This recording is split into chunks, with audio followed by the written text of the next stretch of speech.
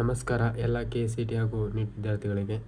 ಕೆ.ಸಿ.ಟಿ ಹಾಗೆ NEET counselling ಏನಿದೆ ಇದಕ್ಕೆ ಸಂಬಂಧಿಸಿದಂತೆ ಒಂದು ತುಂಬ ಇಂಪಾರ್ಟೆಂಟ್ ಅಪ್ಡೇಟ್ ಇದೆ.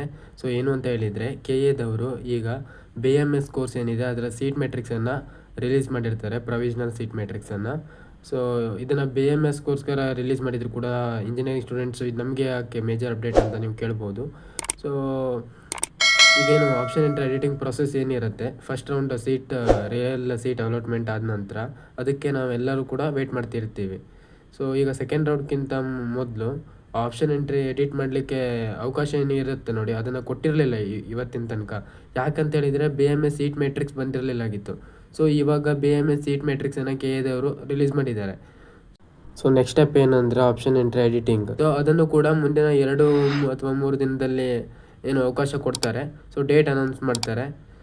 ಆಗ ನೀವು engineering, BDS, MBBS, veterinary, agri ಈಗ ಎಲ್ಲ ಕೋರ್ಸ್ಗಳಿಗೆ ಸಂಬಂಧಿಸಿದಂತೆ ಆಪ್ಷನ್ ಎಂಟ್ರಿಯನ್ನು ಎಡಿಟಿಂಗನ್ನು ನೀವು ಮಾಡ್ಬೋದು. ಒನ್ಸ್ ಡೇಟ್ ಅನೌನ್ಸ್ ಆದ ನಂತರ ಅದನ್ನು ಕೂಡ ತಿಳಿಸುವಂಥ ಒಂದು ಪ್ರಯತ್ನ ಮಾಡ್ತೀನಿ. ಯಾವುದಕ್ಕೂ ಸಬ್ಸ್ಕ್ರೈಬ್ ಆಗಿರಿ, ಕ್ವಿಕ್ಕಾಗಿ ಅಪ್ಡೇಟ್ ಸಿಗುತ್ತೆ.